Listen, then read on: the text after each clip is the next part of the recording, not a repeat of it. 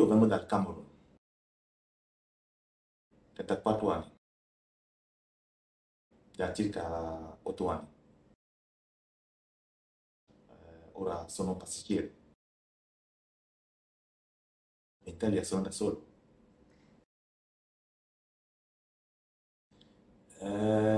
Diciamo che è stata un po' complicata in realtà, perché all'inizio, quando andavo a cercare lavoro, mi chiedevano sempre cosa sai fare. Dicevo che tutto.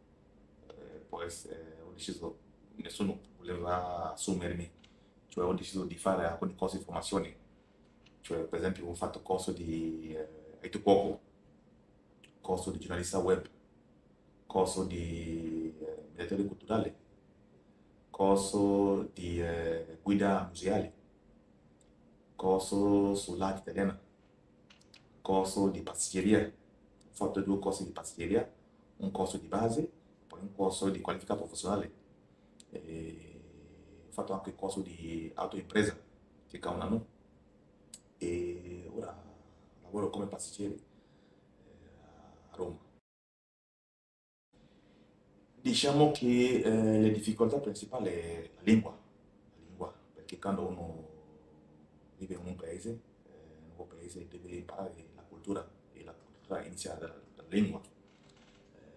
Poi capire l'ambiente, capire la psicologia della gente, come comportarsi quando sei in un paese nuovo con la gente che non conosci. Io sono africano e sono in Europa, non in Africa, cioè se, sono stato un po' complicato per me di poter adattarmi all'inizio, e poi alcuni problemi legati alle mie origini, diciamo così. Tranne questo, ora lavoro. Questo è un po' complicato, la risposta, cosa è la risposta? Un po' complicata, diciamo così. No, no, in realtà no, però comunque riesco a vivere, a sopravvivere, diciamo così. Non basta, però non basta, non basta. All'inizio non è il lavoro che volevo fare, perché ho fatto altri studi in Camerun. In Camerun ho studiato antropologia culturale, e qua ho studiato biotecnologia, 3 anni, e poi ora sto facendo cooperazione internazionale e sviluppo, diplomazia alla Sapienza di Roma. Avevo iniziato anche un percorso di ingegneria applicata, un anno, ingegneria medica, quello che volevo fare proprio. Poi non ho potuto perché ho avuto un lavoro qua al centro e Tabagata è un po' lontano, ho dovuto venire qua e andare alla Sapienza, diciamo così. Ora, allora, la pasticceria, come ho detto, la pasticceria, ho fatto la pasticceria perché volevo studiare e lavorare. E ho visto che era per me cioè da quando ero piccolo, la pasticceria è per me un hobby per me. E cioè ho voluto lavorare e studiare. E mi è sembrato molto facile fare pasticceria e studiare. Cioè, all'inizio era così. Poi quando sono andato a lavorare in un'azienda a Litton, ho fatto un anno a Litton Cavalieri come pasticcere stagista, e ho potuto incontrare là un chef pasticcere che mi ha un po' dato il desiderio di fare questo lavoro. Cioè, all'inizio era per lavorare e studiare, cioè per avere un po' di spese, per un po' di soldi per poter vivere. Però ora penso che posso fare questo, non come una professione, però sto pensando a aprire, a fare imprenditori in questo ambito della pasticceria. Sto pensando proprio a fare questo. Però all'inizio volevo fare altre cose nella vita. Sì, più o meno sì, più o meno sì.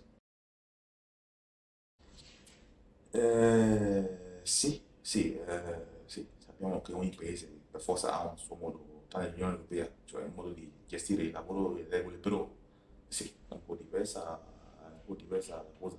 Sì, sì.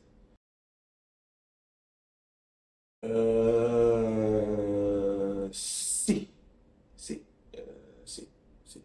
L'ambiente è un po' più o meno diverso. Sì. Su alcuni aspetti sì, su alcuni aspetti no, ma diciamo che in generale sì, c'è un po' di.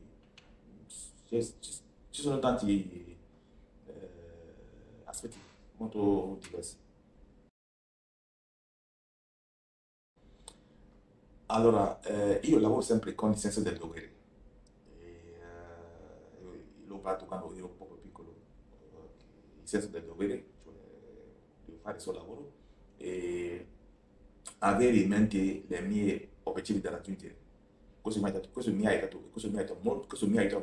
molto a crescere nel mondo del lavoro, anche se non è facile, diciamo così, perché non basta avere fiducia in sé, non basta avere la voglia di lavorare, non basta avere obiettivi realmente, basta anche con chi lavora ti capisce, ti dà una mano a crescere, ti dà lo spazio per lavorare. E questo anche è legato, secondo me questo è legato a ostacoli da superare nel mondo del lavoro in Italia. Penso di no, perché faccio un lavoro che è più eh, legato alle competenze, alcune capacità di lavorare, per esempio, lavorare da solo, capire.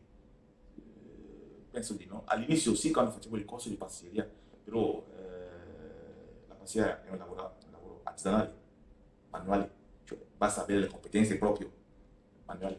La lingua può essere un ostacolo, però se un chef pastiere, un maestro pastiere va in Cina, anche se non capisce cinese, può fare dolce. La lingua non è proprio a livello della competenza, non è proprio a livello artigianale, non è una barriera, a mio parere.